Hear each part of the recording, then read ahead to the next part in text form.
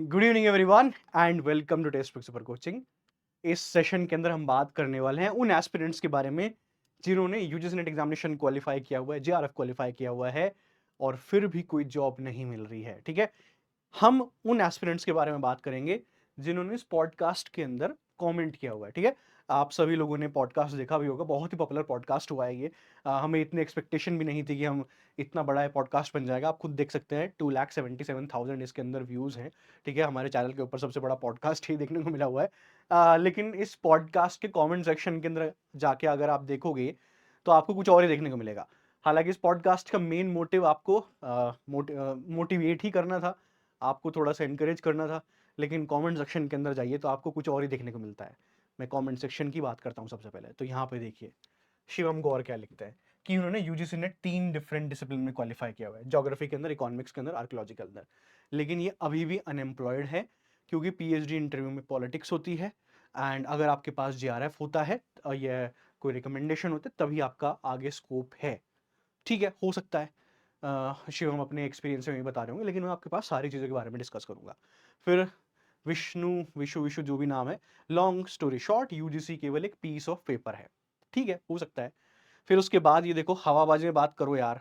Where private universities paying 20,000 salary, state government 57,000 salary. पता नहीं भैया कहाँ स्टेट गवर्नमेंट 57,000 सैलरी पे कर रही है। ठीक है, 20,000 सैलरी प्राइवेट यूनिवर्सिटी कहाँ पे कर रही है। ठीक है, चलो हो सकता है, अगेन अपने एक्सपीरियंस वो बता रहे होंगे। देन उसके बाद यूजीसी नेट सुनने में बहुत अच्छा लगता है, रियलिटी इज वेरी हार्श, क्योंकि इस समय एक अच्छे यूनिवर्सिटी से पीएचडी करने के लिए अप्रोच है, जेआरएफ के बाद भी कोई जॉब की गारंटी नहीं है, सो बी केयरफुल। देन उसके बाद बकवास, सारे नेगेटिव लोग कमेंट और वीडियो इकट्ठा हो गए, हम तो डूबेंगे तुमको भी समझने की बात होगी। कमेंट्स के ऊपर ही बात करना है कि बहुत नेगेटिव कमेंट्स आए हुए हैं। 7 साल हो गए यूजीसी नेट क्वालिफाइड, अभी भी जॉबलेस हूँ, आगे भी 33 साल, एज भी 33 साल हो गए, डोंट वेस्ट योर टाइम। तो ये नेगेटिव कमेंट क्या दर्शाते हैं, मैं इन्हीं के बारे में सबसे पहले बात करना चाहता हूँ। स्पेशली मैं यूजीसी नेट एग्जामिनेशन के बारे में भी बात करूंगा।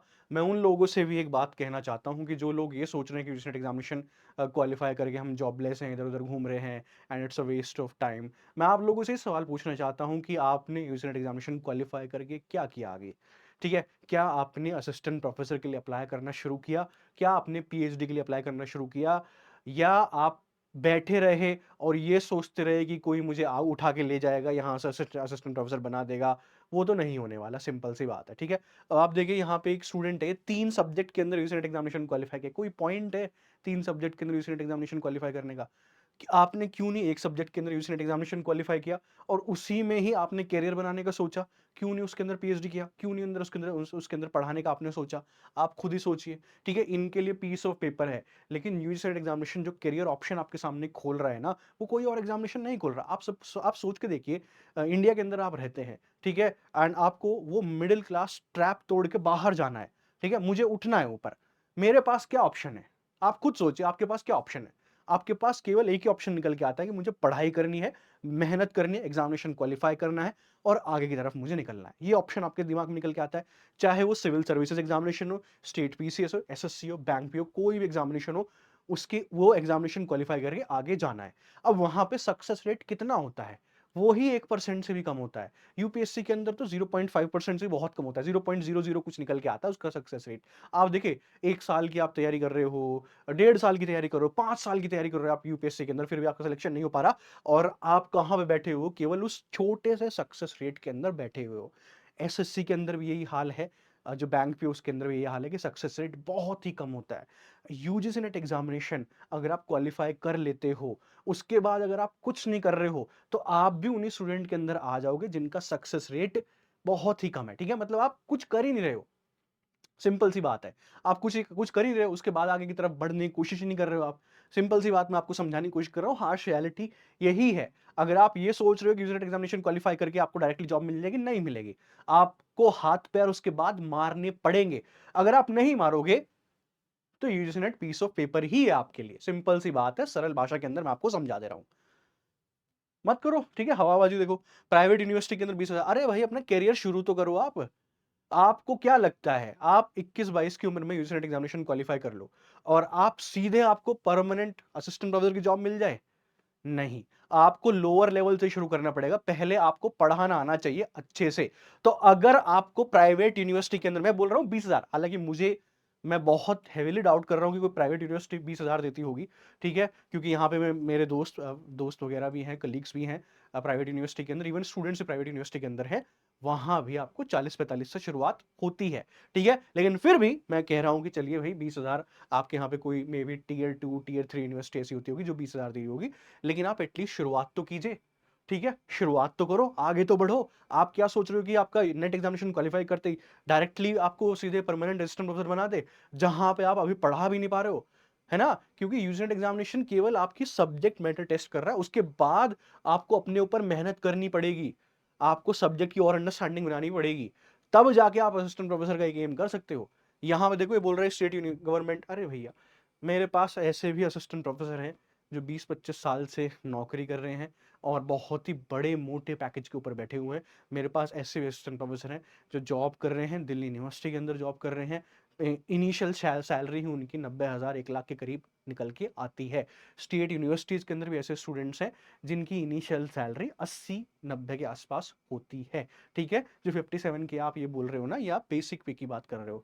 आप नोटिफिकेशन उठा के देखिए आरपीएससी का, यूपीपीसीएस का उठा के देख लीजिए, वहां पे सारी चीज ऐड करके जो आपकी सैलरी निकल के आती है वो 80-90 से ऊपर जाती है सैलरी, ठीक है? तो प्लीज थोड़ा सा आप गवर्नमेंट, अगर मैं गवर्नमेंट जॉब की बात करूँ एज असिस्टेंट प्रोफेसर, वो तो आपका ड्रीम जॉब होना चाहिए, क्योंकि जहां पे आप बिल्कुल रिलैक्स्ड होकर बस स्टूडेंट के साथ बातचीत कर रहे हो, पढ़ा रहे हो उनको 2-3 घंटे के लिए, वो तो ड्रीम है बिल्कुल, ठीक है? तो उसकी तो बात मैं करूँगा ही नहीं। ठीक है, देखिए भाई ये बोल रहे हैं कि पीएचडी के लिए आपको मशक्कत करनी पड़ती है, बिल्कुल करनी पड़ती है।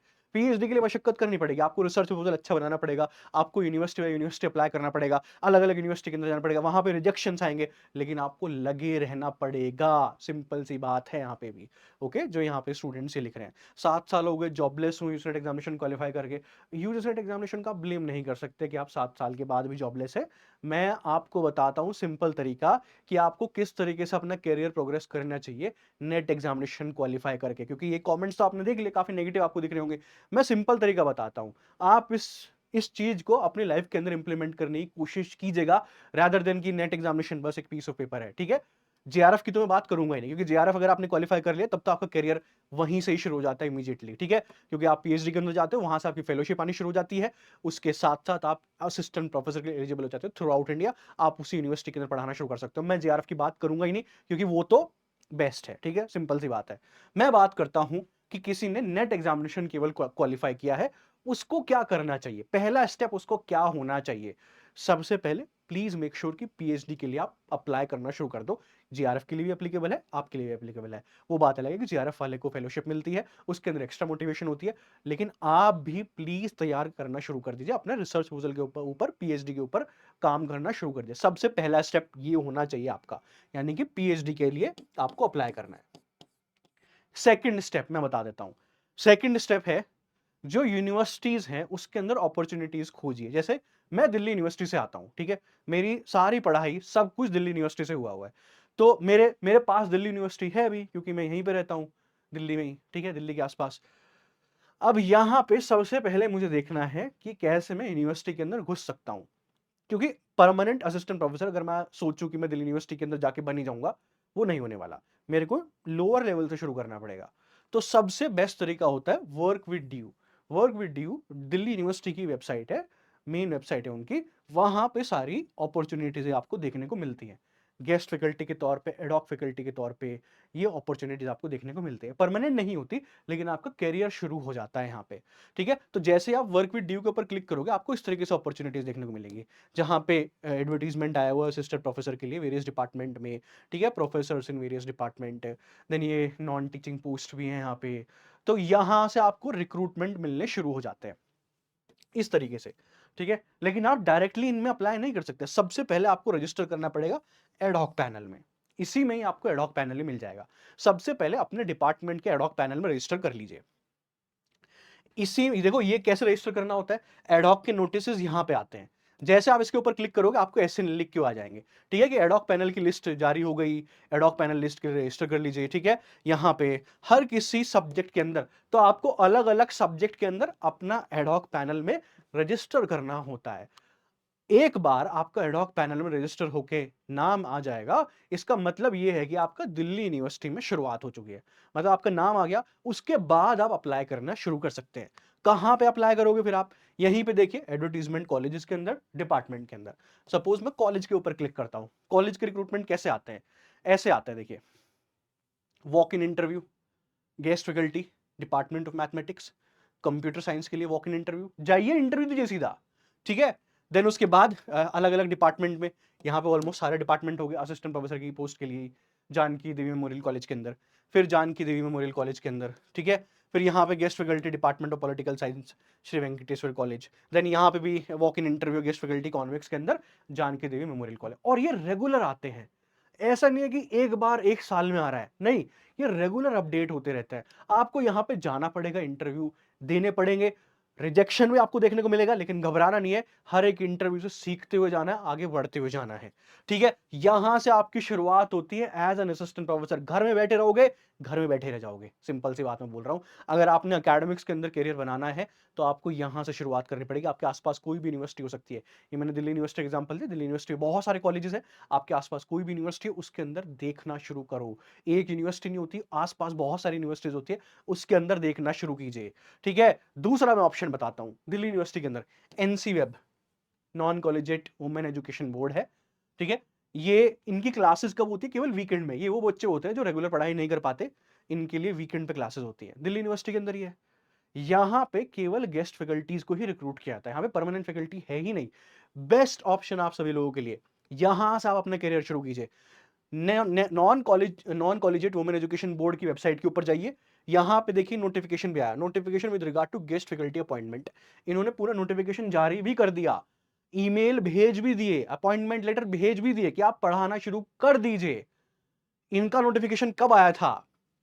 इनका नोटिफिकेशन आया था आई थिंक 20 जून के आसपास इनका नोटिफिकेशन आया था। आप यहां पे देख भी पा रहे होंगे, ठीक है, देखिए। हाँ, तो 20 जून के आसपास इनका नोटिफिकेशन आया था, और इन्होंने 31 तारीख में, 31 जुलाई में, अभी 31 जुलाई में ये नोटिफिकेशन जारी किया। कहा कि हमने 6 क्राइटेरिया बनाए हैं सिलेक्शन के लिए। Criteria 1 2 3 4 5 6, UG PG first division plus PhD, पहला क्राइटेरिया। सेकंड क्राइटेरिया यूजी या पीजी में फर्स्ट डिवीजन फिर PhD. Third UG PG plus PhD. चौथा क्राइटेरिया देखिए, यूजी पीजी अगर दोनों फर्स्ट डिवीजन के साथ है, एंड नेट, जस्ट नेट, ये भी नहीं कह रहे कि पीएचडी आपका होना चाहिए। यूजी पीजी में एक में से आपकी फर्स्ट डिवीजन होनी चाहिए, एंड नेट। यूजी पीजी में सेकंड डिवीजन है, एंड नेट है। सेकंड इसका पेज देखिए, इसमें क्या बोला गया, कॉमर्स, हिंदी, पॉलिटिकल साइंस में हम केवल उन स्टूडेंट्स को सेलेक्ट करेंगे जो केवल 1 2 3 4 क्राइटेरिया के अंदर आएंगे, यानी कि जो आपका जनरल कैटेगरी, ईडब्ल्यूएस, ओबीसी, इन सब्जेक्ट्स के अंदर 1 2 3 4 उन कैंडिडेट्स को केवल सेलेक्ट करेंगे। यहां पे देखिए 1 2 3 4 केवल UG PG first division plus NET, इनको सेलेक्ट करेंगे। कौन सब्जेक्ट के लिए? Commerce, Hindi, political science. Then यहां पे देखिए history, English, environmental science, Punjabi, Sanskrit, mathematics and economics. यहां पे कोई भी एप्लीकेंट आ सकता है, कैटेगरी 1 to 6 में कोई भी कैंडिडेट आ सकता है। और इन्होंने, स्क्रीनिंग कमेटी ने ईमेल भी भेज दिया है एलिजिबल कैंडिडेट्स को। ये कौन से कैंडिडेट्स होंगे? जो जस्ट अभी नेट क्वालिफाई किए होंगे, जिन्होंने अभी शुरुआत की होगी। आपने ये मिस कर दिया, ये मैंने पहले भी आप लोगों को बताया, वर्क विद यू वेबसाइट।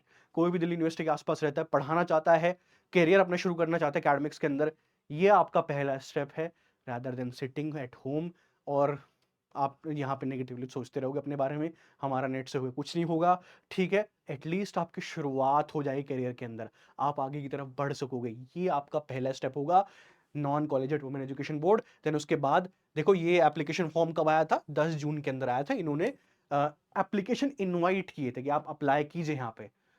दूसरा, स्कूल ऑफ ओपन लर्निंग, यहां पे भी सेम वे में रिक्रूटमेंट होता है। यहां से आप करियर शुरू कीजिए। दिल्ली यूनिवर्सिटी के अंदर और भी गेस्ट फैकल्टी की पोजीशन आती है, एक्सपीरियंस बनाते चले जाइए, बढ़िया से एक्सपीरियंस बनाइए, पढ़ाइए स्टूडेंट्स को, आपकी कम्युनिकेशन स्किल्स इंप्रूव होगी, आपकी सब्जेक्ट के ऊपर कमांड होगी, आपके अंदर कॉन्फिडेंस आना शुरू होगा, तब जाके आप असिस्टेंट प्रोफेसर के लिए तैयार होंगे। समझ में आई होप समझ में आई होगी आपकी ये बात, ठीक है। ये आपका पहला स्टेप होता है। दूसरा स्टेप में एक और चीज आपको समझाता हूं, जहां पे स्टेट पीसीएस असिस्टेंट प्रोफेसर की रिक्रूटमेंट कर रही होती है। अच्छा मौका है, एग्जामिनेशन क्वालिफाई करो, असिस्टेंट प्रोफेसर बन जाइए। यहाँ पे तो मैंने 23 24 साल के बच्चे असिस्टेंट प्रोफेसर बनते हुए देखे हैं, ठीक है। आरपीएससी के अंदर, यूपीपीसीएस के अंदर, उत्तराखंड के अंदर, हिमाचल प्रदेश के अंदर हर साल नोटिफिकेशन आ रहा है, ऐसा नहीं है कि नहीं आ रहा है। एमपीपीसीएस का हर साल आया है, यूपीपीसीएस में भी आने वाला है, अभी एचपीएससी चल रहा है अभी। थोड़ा सा लेट लतीफा होता है एक स्टेट के अंदर, थोड़ा सा लंबा प्रोसेस हो जाता है, लेकिन नोटिफिकेशन तो है ना आपके पास, अपॉर्चुनिटी तो है ना पास आपके, ठीक है। तो अगेन मैं बोल रहा हूं कि आप अगर घर बैठे रहेंगे और सोचते रहेंगे कि हमारा हो क्यों नहीं रहा है, स्टैग्नेंट हो गया है, नेट एक पीस ऑफ पेपर है, कुछ नहीं होने वाला, किसी को कुछ फर्क नहीं पड़ेगा, ठीक है। नेट एग्जामिनेशन हर साल होता रहेगा, 2 बार होता रहेगा, बच्चे प्रिपेयर करेंगे, क्वालिफाई करेंगे, और अगर वो मेहनत करके आगे तरफ बढ़ेंगे तो अपनी मंजिल पा भी जाएंगे, चाहे वो इस प्रोसेस के थ्रू हो, आरपीएससी के थ्रू, यूपीपीसीएस के थ्रू, एमपीपीसीएस के थ्रू, ठीक है, या जो मैंने आपको यहां से बताया है। समझ में आई बात? आई होप ये वीडियो आपको अच्छी लगी होगी। प्लीज कमेंट सेक्शन में कमेंट करके जरूर बताइएगा, क्या ये प्रोसेस से आप सहमत हो और एग्री करते हो, क्या आप इसकी तरफ आगे बढ़ना चाहते हो? कमेंट सेक्शन में कमेंट करके ज़रूर बताइएगा, तभी मैं इसके ऊपर और वीडियो बनाऊंगा, चाहे वो एनसी वेब हो, चाहे एसएल हो, कि जैसे इनका नोटिफिकेशन आता है मैं आपको सबसे पहले इन्फॉर्म कर दूंगा कि आप यहाँ से अपना करियर शुरू कर सकते हैं, ठीक है। फॉर मोर इन्फॉर्मेशन ये वाला टेलीग्राम चैनल ज्वाइन कर लीजिएगा, यहाँ पे बात करेंगे। चैनल को सब्सक्राइब जरूर कर लीजिएगा आप लोग। चलिए, थैंक यू वेरी मच।